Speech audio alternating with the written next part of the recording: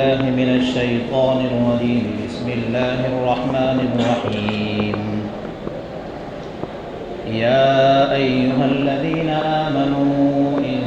جاءكم فاسق بنبأ فتبينوا أن تصيبوا قوما بجهالة فتصبحوا على ما فعلتم نادمين. واعلموا أن فيكم رسول الله لو يطيعكم في كثير من الأمر لعنتم ولكن الله حبب إليكم الإيمان وزينه في قلوبكم وكره إليكم الكفر والفسوق والعصيان أولئك هم الراشدون فضلا من الله ونعمة والله عليم حكيم. وإن طائفتان من المؤمنين اقتتلوا فأصلحوا بينهما فإن بغت إحداهما على الأخرى فقاتلوا التي تبغي حتى تفيء إلى أمر الله فإن فاءت فأصلحوا بينهما بالعدل وأقسطوا إن الله يحب المقسطين. إنما المؤمنون إخوة فأصلحوا بين أخويكم واتقوا الله لعلكم ترحمون. بزرگوں، دوستوں، پچھلے ہفتے کی تفسیر میں سورہ حجرات کی پہلی 5 آیتوں کا کچھ خلاصہ آپ کے سامنے پیش کرنے کی کوشش کی، اور آج کے درس میں اگلی 5 آیتوں کا خلاصہ پیش کرنے کی کوشش کرتا ہوں۔ بتایا تھا اس سے پہلے کہ سورہ حجرات اصلاح معاشرہ کے لیے ایک اہم ترین صورت ہے، جو اپنے اندر کئی سارے ایسے مضامین رکھے ہوئے ہیں جن کو ہم معاشرے میں اتاریں گے تو ہمارے معاشرے میں خوشگواری پیدا ہو جائے گی۔ پچھلی 5 آیتوں میں ایک بڑا اصول فرق مراتب کا آپ کے سامنے ذکر ہوا، جس کا خلاصہ یہ ہے کہ نبی کریم صلی اللہ علیہ وسلم کی تعظیم، آپ کی تقریب بجا لانا ہمارے لیے ضروری ہے۔ آج کی جو آیتیں آپ کے سامنے پڑھی ہیں تو اس میں ابتدائی آیتوں کا ایک شان نزول ہے۔ ایک غزوہ ہے اسلامی تاریخ میں جس کو کہتے ہیں غزوہ بنی مصطلق۔ اس غزوے کا پس منظر کچھ ایسا بنا تھا کہ بنی مصطلق ایک قبیلہ ہے جس کے سردار حارث بن زرار بعد میں مسلمان ہوئے۔ اس قبیلے نے نبی کریم صلی اللہ علیہ وسلم پر اور مسلمانوں پر حملہ کرنے کے لیے تیاریاں شروع کی۔ آپ علیہ السلام کو خبر لگ گئی کہ قبیلہ ہمارے اوپر حملہ آور ہونے کی کوشش کر رہا ہے۔ آپ علیہ السلام نے اپنے صحابہ کو اطلاع کی اور جلد ہی اس قبیلے پر آپ علیہ السلام اپنے قبیلے کے ساتھ حملہ آور ہوئے۔ خیر، اس قبیلے نے ہتھیار ڈال دیے اور اس قبیلے نے اسلام قبول کر لیا۔ اس قبیلے کے سردار حارث بن زرار نے نبی کریم صلی اللہ علیہ وسلم سے کہا، یا رسول اللہ، ہم مسلمان ہو چکے ہیں، اور ایک روایت کے مطابق تنہا یہ مسلمان ہوئے تھے، اور کہا تھا کہ میں ذمہ داری لیتا ہوں اپنے قبیلے میں اسلام کی دعوت پہنچانے کی۔ خیر، اس اعتبار سے قبیلہ مسلمان ہوا تو آپ علیہ السلام سے کہا، فلاں مہینے کی فلاں تاریخ میں آپ اپنا قاصد بھیج دینا تاکہ ہمارے مالوں کی زکوٰۃ وصول کر کے لے جائیں۔ یاد رہے، ہم مسلمانوں پر زکوٰۃ فرض ہے۔ کھیتیوں، اسی طرح پھلوں کی زکوٰۃ، اسی طرح جانوروں کی زکوٰۃ وصول کرنے کا حق جو ہے یہ گورنمنٹ کو ہے، اسلامی سلطنت کو ہے، بادشاہ وقت کو ہے، بشرطے کہ اسلامی نظام ہو۔ اور سونے، چاندی، نقدیات یعنی پیسے، روپیے، ان کی زکوٰۃ ادا کرنے کا اختیار خود انسان کو ہے کہ سونے چاندی کی، پیسے وغیرہ کی زکوٰۃ وہ خود دے دے، جہاں اپنے طور پر مصرف تلاش کرے، جہاں اس کو مصرف ملے وہاں زکوٰۃ دے دے۔ لیکن اس کھیتیوں کی زکوٰۃ، جس کو ہم لوگ عشر کہتے ہیں، کہیں پر خراج واجب ہوتا ہے تو خراج ہو، عشر ہو، اسی طرح سے جانوروں وغیرہ کی زکوٰۃ کا جو مسئلہ ہے تو یہ بادشاہ وقت اور سلطان کو وصول کرنے کا حق ہے، اور بیت المال میں اس کو جمع کرنے کا حق ہے۔ پھر وہ ایک مستقل تفصیل ہے کہ بیت المال میں سے کہاں کون سی چیز کو کیسے صرف کیا جائے گا۔ صدقات و زکوٰۃ بیت المال میں سے جب صرف ہوں گے تو یہ تو مسلمانوں پر صرف ہوں گے، لیکن عشر اور خراج وغیرہ کے مصارف میں یہ نہیں آتا ہے بلکہ کوئی ہنگامی شکل کوئی چیز ایسی پیش آ گئی جہاں پر یہ عشر و خراج وغیرہ صرف کیے جائیں گے۔ خیر وہ ایک تفصیلی کلام ہے۔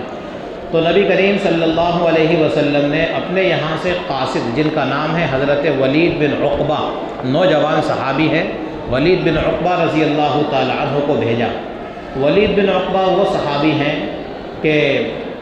ابھی جوانی میں ہیں اور ان کی زمانہ جاہلیت میں قبیلہ بنی مصطلق سے ٹھنی ہوئی تھی، کچھ دشمنی تھی۔ قبیلہ بنی مصطلق کے لوگ چونکہ مسلمان ہو چکے تھے، ان کو کسی ذریعے سے خبر مل گئی کہ نبی کریم صلی اللہ علیہ وسلم کے قاصد زکوٰۃ وصول کرنے کے لیے ہمارے پاس تشریف لا رہے ہیں۔ چنانچہ وہ قبیلہ اپنے گھروں سے نکل کر کے باہر آیا اور مقصد تھا نبی کریم صلی اللہ علیہ وسلم کے آنے والے قاصد کا اکرام اور استقبال کرنا۔ ادھر سے ولید بن عقبہ نے دیکھا کہ یہ لوگ تو اپنے گھروں سے باہر آ گئے، تو ان کو غلط فہمی یہ ہوئی کہ ہو سکتا ہے کہ زمانہ جاہلیت کی دشمنی کا بدلہ لینے کے لیے یہ مجھ پر حملہ کرنے کے لیے آئے ہوں، غلط فہمی ہوئی۔ چنانچہ ولید بن عقبہ وہیں سے الٹے پاؤں لوٹے، اور پیچھے سے روایت کے اندر آتا ہے کہ اس قبیلے نے بھی کوشش کی کہ ان سے ملاقات تو کریں کہ آخر کیا وجہ ہے کہ یہ واپس چلے جا رہے ہیں، لیکن ولید بن عقبہ ان کے ہاتھ نہیں آئے، اور ولید بن عقبہ یہ مدینہ منورہ میں آپ علیہ السلام کے پاس آئے اور آ کر کے آپ علیہ السلام کو خبر دی، یا رسول اللہ آپ کے فرمان کے مطابق میں زکوٰۃ وصول کرنے کے لیے پہنچا، لیکن قبیلے کا معاملہ تو اتنا خطرناک تھا کہ مجھ پر حملہ کرنے کے لیے وہ تو اپنے محلہ سے باہر آ گئے۔ آپ علیہ السلام ابھی ان کی بات سن کر کے فارغ ہوئے تھے کہ پیچھے سے وہ قبیلہ بھی آ گیا، اور قبیلے کے سردار حارث بن زرار نے معاملے کی صفائی پیش کی، یا رسول اللہ ہم تو ڈرے کہیں ایسا نہ ہو کہ اللہ تعالیٰ نے کوئی وحی ہمارے باب میں آپ پر نازل کر دی ہو اور کوئی خط آپ نے اپنے قاصد کو بھیج دیا ہو جس کی بنا پر وہ قاصد لوٹ کر کے آ گیا اور آپ ہم پر غضبناک ہوئے ہوں، تو ہم تو معافی تلافی کے لیے آپ کی خدمت میں آئے، یا رسول اللہ کیا وجہ ہے کہ آپ کے قاصد واپس درمیان سے ہی باہر آ گئے۔ اب دو خبر آپ علیہ السلام کو پہنچی،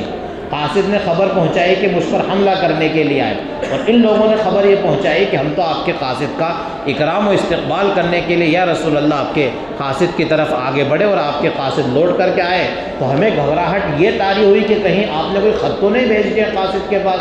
کہ وہ زکوٰۃ وصول نہیں کرنا ہے اور میں ان سے ناراض ہوں اور یہ قاصد کو واپس بلا لیے۔ نبی کریم صلی اللہ علیہ وسلم نے جب دونوں باتیں سنی تو حضرت خالد بن ولید رضی اللہ تعالی عنہ کو بھیجا، اس حال میں بھیجا حضرت خالد بن ولید کو کہ اولاً اطلاع نہ ہو قبیلے کو، اور وہاں تحقیق و تفتیش کرو کہ معاملہ کیا ہے، کیا وہ لوگ مرتد ہو گئے اور میرے قاصد کو قتل کرنے کے لیے آئے تھے، یا وہ حقیقت میں بات سچی بیان کر رہے ہیں اور وہ لوگ اکرام و استقبال کے لیے آئے تھے، جا کر کے معاملہ دریافت کرو۔ اگر معاملے کو دیگرگوں پاؤ یعنی ان کو مرتد پاؤ تو پھر جہاد کرنا ان سے، اور اگر معاملے کو درست پاؤ کہ نہیں واقعتاً وہ مسلمان ہیں تو پھر ان سے زکوٰۃ وغیرہ وصول کر کے لے آنا۔ خالد بن ولید رضی اللہ تعالیٰ عنہ وہاں پر پہنچے، معاملے کی تحقیق کی تو معاملہ یہ نکلا کہ حضرت ولید بن عقبہ کو غلط فہمی ہوئی تھی، اصل میں قبیلہ مسلمان تھا، اور صحیح بات یہی تھی کہ نبی کریم صلی اللہ علیہ وسلم کے قاصد کے اکرام میں وہ لوگ باہر آئے تھے۔ یہ آیت کریمہ اسی پس منظر میں نازل ہوئیں، یا ایھا الذین آمنوا ان جاءکم فاسق، لیکن یاد رہے کہ اب شان نزول آپ کے سامنے میں نے بیان کر دیا کہ اس آیت کریمہ کے نازل ہونے کی وجہ کیا بنی، اور پھر اس آیت کریمہ میں قرآن نے لفظ فاسق استعمال کیا تو ترجمہ ہی ہم کو وہ سنبھل کے کرنا پڑے گا جو حضرت تھانوی نور اللہ مرقدہ نے کیا۔ تھانوی صاحب ترجمہ کیا کرتے ہیں، اے ایمان والو اگر تمہارے پاس کوئی کچا آدمی خبر لے کر کے آئے، فاسق ترجمہ مت کرنا اس لیے کہ وہ نبی کے صحابی کے تعلق سے ہے،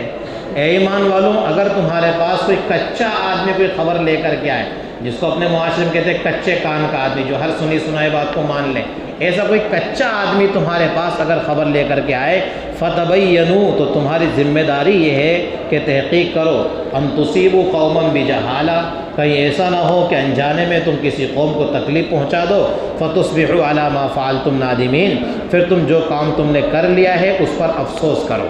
ندامت شرمندگی تم کو ہو، تحقیق کر لیتے تو اتنی بڑی مصیبت نہیں آتی، یہ جنگ نہیں ہوتی، پھر ایسا نہ ہو کہ تم کو افسوس کرنا پڑے، اس لیے تمہاری ذمہ داری ایسے مقام پر یہ ہے کہ خبر کر لو۔ اب یاد رہے کہ یہ خبر کی تحقیق کون کرے۔ حضرت مفتی سعید صاحب رحمۃ اللہ علیہ نے اپنی تفسیر میں بیان فرمایا کہ یہ ہر کس و ناقص کی ذمے کی بات نہیں ہے کہ وہ ہر کوئی اس خبر کی تحقیق کر لے، خبر کس معیار کی ہے، اگر وہ عالمی خبر ہو تو پھر ایسی صورت میں ملک کا ذمہ دار اس خبر کی تحقیق کرے گا، اگر وہ علاقائی خبر ہو تو علاقے کا ذمہ دار اس خبر کی تحقیق کرے گا، اور اگر وہ خبر جو ہے آگے چل کر کہہ لیجئے شہری ہو تو پھر شہر کا ذمہ دار اس خبر کی تحقیق کرے گا، معاشرے کا ذمہ دار اس خبر کی تحقیق کرے گا، لیکن بلا تحقیق کے کسی خبر پر ایکشن نہیں لینا چاہیے۔ قرآن ہم کو پابندی کے ساتھ سختی کے ساتھ کہتا ہے فتبینوا، لوگوں تمہاری ذمہ داری ہے، تمہارے ذمے ہے کہ تم خبر کی تحقیق کرو، اور خبر کی جب تک تحقیق نہ ہو جائے تب تک تم کسی طرح کا ایکشن نہ لو۔ اگر تم نے کسی طرح کا ایکشن لے لیا تو ہو سکتا ہے کہ پھر تم کو کفِ افسوس ملنا پڑے۔ میرے بھائیوں دوستوں، آج کل ہمارے معاشرے میں ہم غور کریں تو فتنے فسادات کی جو جڑیں ہیں اس میں سے ایک بڑی وجہ یہ بھی ہے، یہ وجہ ہے کسی نے کسی کے تعلق سے کوئی خبر پہنچائی، بس فوراً اس کو اپنے دل میں جگہ دے دی اور اس کو سچی مان کر کے اس پر عمل شروع کر دیا۔ ارے وہ فلاں میرے بارے میں ایسا کہتا ہے، وہ فلاں ایسا کہتا ہے، اور انسان ٹالنے کے لیے کیا کہتا ہے، تو بازار میں ایسی بات چل رہی تھی، یہ نہیں کہتا کہ مجھ سے فلاں نے کی اور فلاں نے فلاں سے کی، نہیں، وہ ایسی بات چل رہی تھی لوگوں میں ایسی بات چل رہی تھی۔ ارے میرے بھائی، لوگوں میں کیسی بات چل رہی تھی، کیوں چل رہی تھی؟ جب تک اس خبر کی تحقیق نہیں ہو جاتی اس خبر پر عمل کرنا ہمارے لیے درست نہیں ہے۔ حضرت مولانا قمر الزمان صاحب دامت برکاتہم العالیہ، اللہ ان کو صحت دے، طویل عمر دے، کتنی مرتبہ واٹس ایپ پہ ان کے تعلق سے خبر آ رہی کہ حضرت کا انتقال ہو گیا۔ پتہ نہیں جھوٹی خبریں کتنی مرتبہ ہم لوگ پھیلا دیتے ہیں، اور پھر ہم بھی اس میں شریک ہو جاتے ہیں، خبر کی تحقیق کے بغیر ہم بھی فارورڈ چلنے دو، آگے گروپ در گروپ چلنے دو، منٹوں میں تو وہ خبر کہاں سے کہاں ہم پہنچا دیتے ہیں، اور ہم بھی اس جرم میں شامل ہو جاتے ہیں جو دوسرے لوگ جرم کر رہے ہیں۔ اس لیے قرآن ہم کو خبر کہتا ہے، کوئی اخباری خبر ہو، کوئی موبائل سوشل میڈیا کی خبر ہو، یا معاشرے میں چلنے والی کوئی ہوائی خبر ہو، اے انسانوں تمہاری ذمہ یہ ہے کہ فتبینوا، پہلے اس کی تحقیق کرو، تحقیق کے بغیر ہرگز تم اس پر ایکشن نہ لو۔ اور آگے والی جو آیت کریمہ ہے وَاعْلَمُوا أَنَّ فِيكُمْ رَسُولَ اللَّهِ، اس کا پس منظر بھی کچھ علماء نے ایسا ہی بیان کیا ہے کہ حضرت ولید بن عقبہ نے جب نبی علیہ السلام کے سامنے آ کر کے بیان کیا کہ جس قبیلے میں آپ نے مجھے زکوٰۃ لینے کے لیے بھیجا تھا وہ قبیلہ تو مرتد ہو گیا، یا رسول اللہ ہماری تو رائے ایسی ہے، چلو ان کے اوپر چڑھائی کرتے ہیں۔ یہ کیا ہے کہ اسلام لانے کے بعد پھر مرتد ہو گئے، اور وہ بھی آپ کے قاصد کے ساتھ انہوں نے بدسلوکی کرنے کا فیصلہ کیا، ایسے لوگوں کو ہم معاف نہیں کر سکتے، یا رسول اللہ چلیے ان کے اوپر چڑھائی کریں۔ نبی علیہ السلام کے اس پر ایکشن نہ لینے کو اور آپ علیہ السلام کے حکیمانہ فیصلے کو قرآن نے کیا عجیب انداز میں بیان کیا، اور ہم مسلمانوں کو یوں کہا وَاعْلَمُوا أَنَّ فِيكُمْ رَسُولَ اللَّهِ، لوگوں تم نبی کو رائے مشورہ دیتے ہو ٹھیک ہے، لیکن رائے پر اتنا بضد مت رہا کرو کہ نہیں میری رائے ماننی پڑے گی تم کو، میری رائے پر فیصلہ نہیں ہوا تو ہنگامہ، میری رائے ماننے پڑے گی، تم بضد مت رہا کرو، اس لیے کہ وَاعْلَمُوا أَنَّ فِيكُمْ رَسُولَ اللَّهِ، تمہارے درمیان اللہ کے رسول صلی اللہ علیہ وسلم ہے۔ لو یطیعکم فی کثیر من الامر، اگر بہت سارے معاملات میں وہ تمہاری اطاعت کر لیں، لعنتم، پریشانی میں پڑ جاؤ گے، پریشانی میں پڑ جاؤ گے، کہ اگر ہر بات پر جو تم نے مشورے میں کہی نبی علیہ السلام اس کو مان لیں، فوراً ایکشن لے لیں، تو ایسی صورت میں تم لوگ پریشانی میں مبتلا ہو جاؤ گے۔ اور قرآن نے کیا عجیب انداز میں بیان فرمایا، ان فیکم رسول اللہ، اللہ کے رسول تمہارے درمیان ہے۔ بات نبی کو یہ کہہ کر مت سمجھانا کہ میں تمہارا چچا ہوں، میں تمہارا سسر، بہت سے رشتے تھے نبی علیہ السلام کے، آپ کسی کے سسر بھی ہوتے تھے، کسی کے داماد بھی ہوتے تھے، کسی کے بھتیجے بھی ہوتے تھے، ان کے علاوہ اور بھی سب آپ علیہ السلام کے ساتھ رشتہ داریاں لگی تھی نا، تو قرآن نے کہا ان فیکم رسول اللہ، ان کی حیثیت سب سے پہلے تمہارے لیے رسول اللہ ہونے کی ہے۔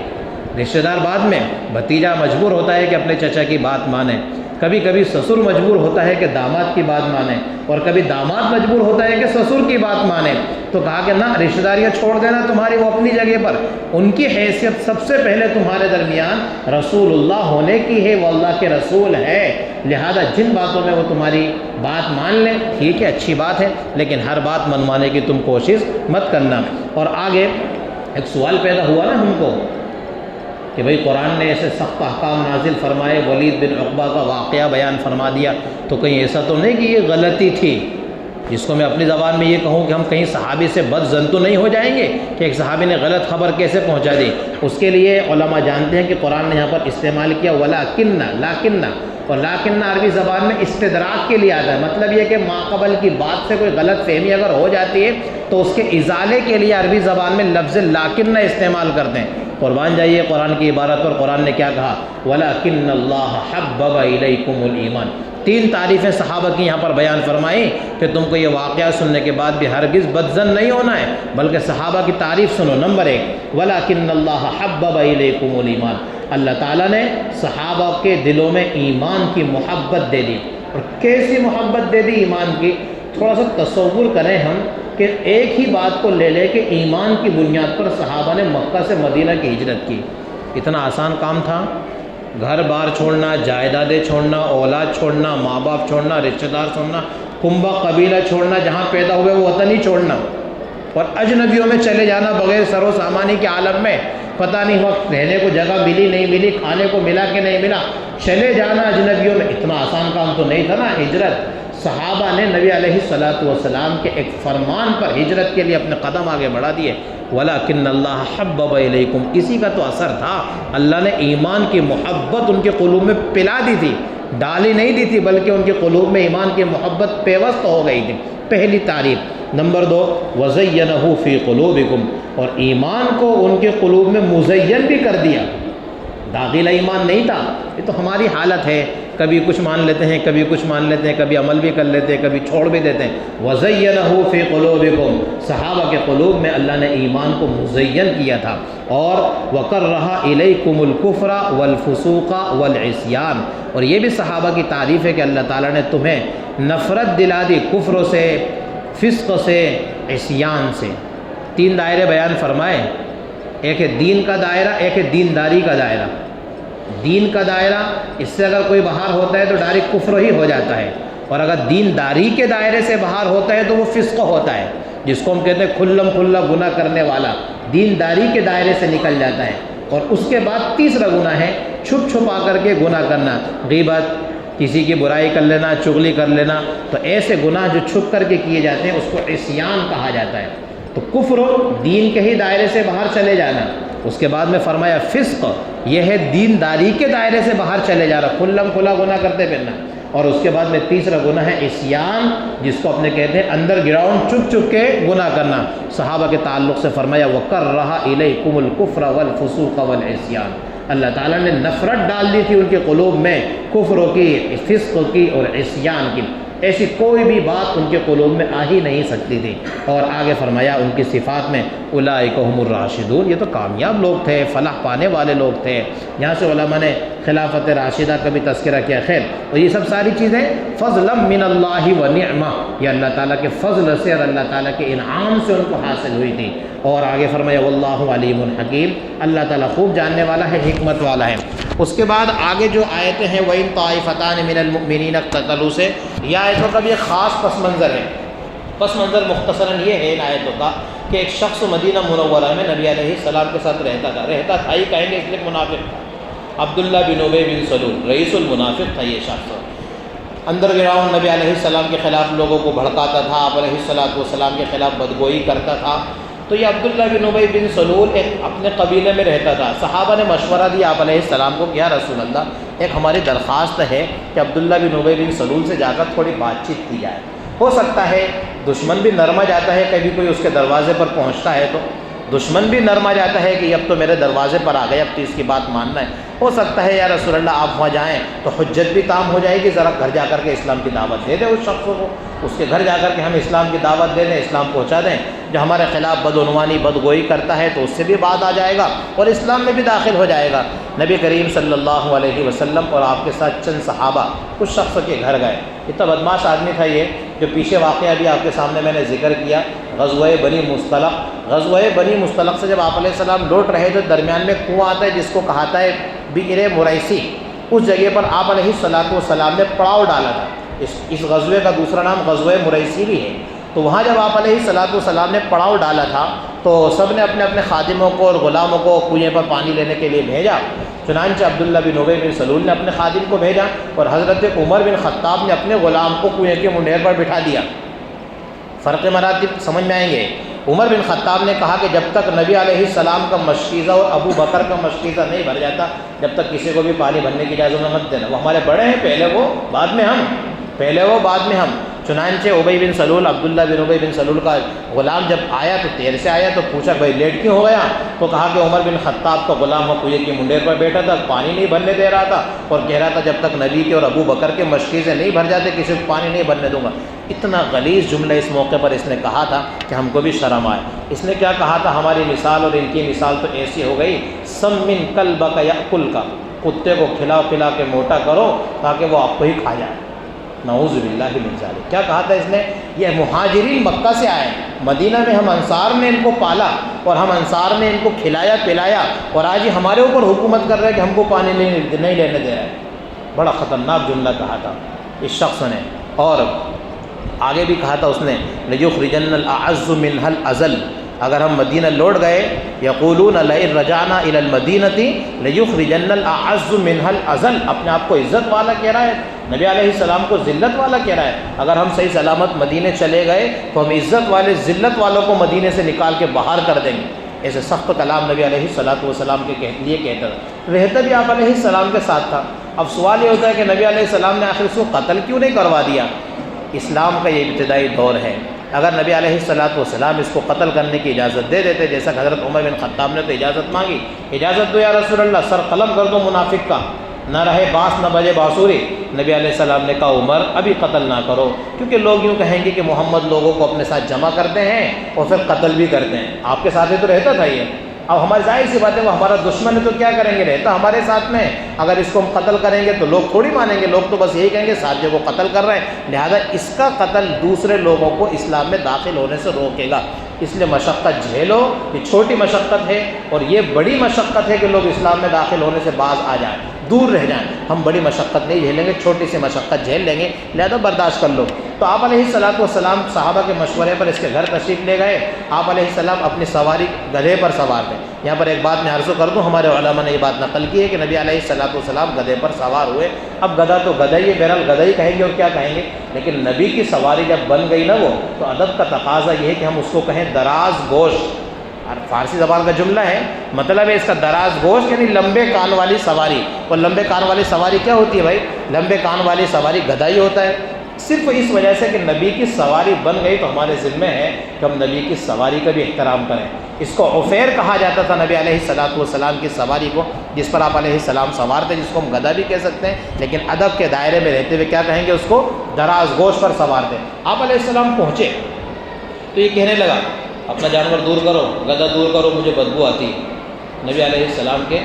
جانور کے تعلق سے ایک اپنا جانور دور کرو، مجھے بدبو آ رہی ہے، اس سے مجھے تکلیف ہو رہی ہے۔ نبی علیہ السلام کے صحابی وہی کھڑے تھے، برداشت نہیں کر سکے، اور انسان کی غیرت ایمانی کا یہی تقاضا کرتی ہے۔ نبی علیہ السلام نے کہا اے بدبخت، آپ علیہ السلام کے سواری کے پیشاب سے ویسی خوشبو آتی ہے جیسی تیرے پاس سے بھی نہیں آتی، جیسی بدبو تیرے پاس سے آتی ہے، تیرے پاس کفر کی بدبو ہے، نفاق کی بدبو۔ نفاق بہت خطرناک چیز ہے۔ نفاق کیا ہے؟ اندر میں کفر چھپایا ہوا اور باہر میں اسلام ظاہر کرنا۔ حقیقی منافق تو ہمارے زمانے میں ہم کسی کو نہیں کہہ سکتے، لیکن بعض لوگوں کی ایسی عادت ہوتی ہے، اندر بڑے خطرناک اور باہر میں بہت میٹھے۔ جب ملیں گے تو ملاقات ہی نہیں، گلے ملیں گے آپ سے، اور جب جیسے ہی آپ نے ادھر رخ پھیرا فوراً آپ کے خلاف باتیں شروع کر دیں گے۔ یہ چیز خطرناک ہے۔ قرآن نے ان کے تعلق سے کیا کہا منافقین سے؟ ان المنافقین فی الدرک الاسفل من النار، جہنم کے سب سے نچلے طبقے میں منافق جائیں گے۔